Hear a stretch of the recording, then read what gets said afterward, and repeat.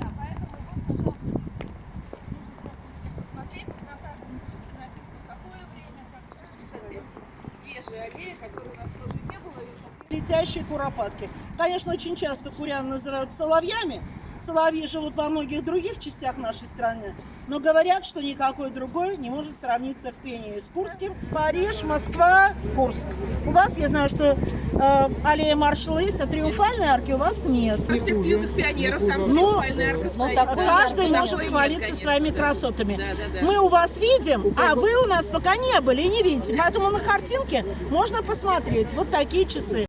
Ряд подарков. Вот есть символы Курского края. Собственно, вот сейчас то, что в Казани храм всех религий, то, что уникальный, и то, что у нас будет строиться сквер русско-татарской дружбы, заключено уже соглашение между нашим губернатором Старовойтом Романом Владимировичем и Минихановым о том, что будет создаваться сквер русско-татарской дружбы.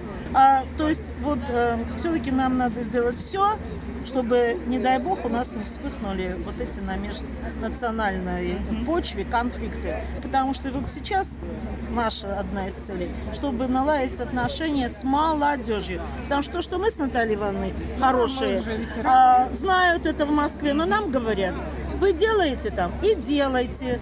Не надо, не лезьте к нам. У нас в Москве свои задачи, в каждом регионе свои задачи. Находите контакт с властью, находите, чтобы вас поддерживали. Поэтому И за ясным солнцем свет, и бойцу на дальнем пограничье от Катюши передай привет.